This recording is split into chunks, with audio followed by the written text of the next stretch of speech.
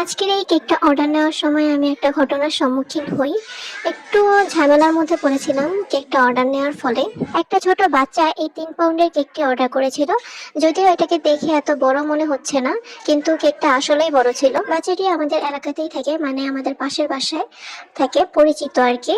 তো এসে আমার কাছে একটা কেকের অর্ডার করে, বলে যে যে কোনো একটা কেক বানিয়ে দিতে। তো আমি বললাম যে এভাবে তো হয় না, তুমি বলো যে কত পাউন্ড কেক লাগবে বা কি আসে বিষয়, কোন ফ্লেভারের কেক লাগবে। সো বলতেছে যে একটা কালো কেক ওকে বানিয়ে দিতে। কালো কেক মানে হচ্ছে চকলেট কেক। সো আমি বলতেছি যে তুমি কত পাউন্ডের কেক চাচ্ছ আমাকে খুলে বলো। ও বললো 3 পাউন্ডের একটা কেক হলেই হবে।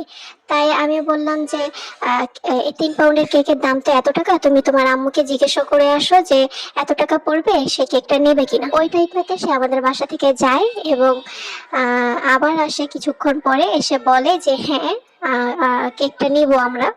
তো সেই অনুযায়ী আমি বলি আচ্ছা, তোমার অর্ডারটা আমি কনফার্ম করেছি, ঠিক আছে, তুমি এখন যাও, পরে কালকে নিতে আসবে। আমিও কাজটা সম্পূর্ণ শুরু করলাম, কেকটা মেক করলাম, রেডি করলাম। ও তার মাঝখানে, কেক বানানোর মাঝখানেই আসছিল। তো তখন আমি বলেছি কেকটা তো এখনো হয়নি, তুমি পরে আইসো। ও যাওয়ার পরে ওর ফ্যামিলি মেম্বার আমাদেরকে ফোন দিয়েছে যে ও কি কোনো কেকের অর্ডার করেছেন কিনা, কি আসে বিষয়, বা কত পাউন্ডের, কি কোন ফ্লেভারে। আমি সবকিছুই বললাম, তারপরে ফোনটা রেখে দিল। তখন রেখে দেওয়ার পরে আমি মনে মনে ভাবতেছি যে কেকের অর্ডারটা নিয়ে তো ভুল করলাম, কারণ আমার তো মনে হচ্ছে যে ফ্যামিলি মেম্বার্স জানেই না যে কেকের অর্ডার করছে কিনা। ওই মেয়েটা হয়তো বা নিজে নিজে এসব করে দিছে এত বড় একটা কেক। আমি একটু টেনশনে পড়ে গেলাম যে কেকটা নেবে কিনা, কারণ পাশের বাসা হওয়াতে আমি কোনো অ্যাডভান্সও নেই নাই, আর এত বড় একটা কেক না নিলে তো সমস্যা হয়ে যাবে আমার জন্য। আমারও ভুল ছিল যে এতটুকু একটা বাচ্চার অর্ডার না নিয়ে ওর ফ্যামিলিদেরকে জিজ্ঞাসা করা আগে, তারপরে হচ্ছে অর্ডারটা নেওয়া উচিত ছিল। তো যাই হোক, আমি আবার ফোন দিই শিওর হওয়ার জন্য যে তারা কি কেকটা নিবে কিনা, বা তারা কি জানতো না ও কেকের অর্ডার করেছে কিনা। ফোন দেওয়ার পরে সকল ঘটনা জানতে পারি। আসলে ও ওর ভাইয়ের জন্য একটা সারপ্রাইজের প্ল্যান করেছিল, যে ওর ওর ভাইকে সারপ্রাইজ দিবে কেক নিয়ে। ওর বাসায় যে বলেছে যে 200 টাকা আমাকে অ্যাডভান্স করেছে, এবং আর বাকি রয়েছে 500 টাকা। কিন্তু আসলে ও এরকমটা কিছুই করে নাই। আসলে বাচ্চা মানুষ তো কি না কি করে। আমি যখন ওকে বাসায় পাঠাইছি যে জিজ্ঞাসা করে আসো এত টাকার কেক নিবে কিনা, ও হয়তো বা বাসায় যায়নি, বাহিরে ঘুরে ফিরে আবার এসেছে, বলেছে যে হ্যাঁ নিবে। কিন্তু ওর ফ্যামিলি তো জানতো না এত টাকার একটা কেক ওরা নিতেও না হয়তো। কি আর করার, ওরা বাধ্য হয়ে কেকটা নিয়েছে আর কি।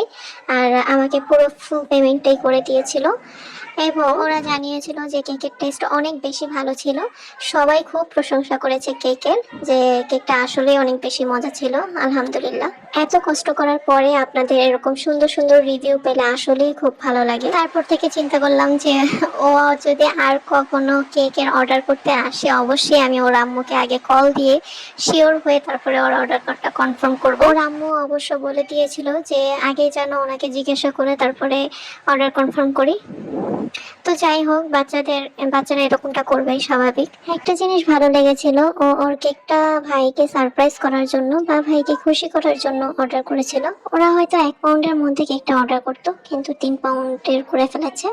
তো যাই হোক, কেকটা ওদের ভালো লেগেছে, এটাই অনেক। এবং ওদের ফ্যামিলি মেম্বার জানিয়েছে ওরা আবারও কেকের অর্ডার করবে আমার কাছে। এভাবে আলহামদুলিল্লাহ আমাদের রিপিট ক্লায়েন্টের সংখ্যা বাড়ে।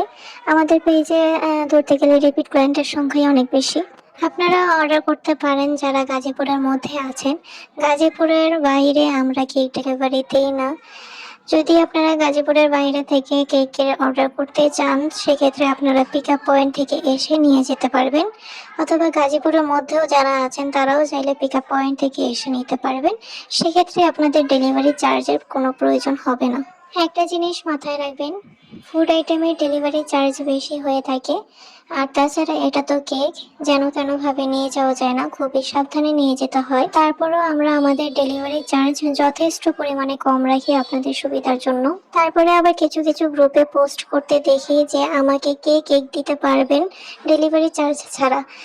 মানে আমাদের এই প্রফেশনটাকে এত নিচে নামাই ফেলছে কিছু কিছু বেকারস। সেখানে আবার কিছু হোম বেকারস কমেন্ট করেছে যে আমি দিতে পারবো। কেন আপা, আপনি যে রেডি হবেন, হেঁটে হেঁটে ওনার বাসা পর্যন্ত পর্যন্ত যাবেন কষ্ট করে, তারপরে দিবেন, এতে কি আপনার কোনো পরিশ্রম হয়নি? মানে আপনাদের নিজেদের কোনো আত্মসম্মান নেই? আপনারা নিজে তো এত নিচে নামেনি, অন্যান্য বেকারসদের নিচে নামান, আবার বলে আমি এত কম প্রাইসে দিতে পারবো। মানে তারা কোনো হিসাব নিকাশ না করে এগুলো করে, আবার বলে আমি এত কমে দিতে পারবো। ওরা তো কিছুদিন পরে টিকতেই পারে না, উল্টো আমাদেরকে প্রশ্নের সম্মুখীন হতে হয় যে এত কমে কিনেছিলাম, আপনার কাছে এত বেশি কেন?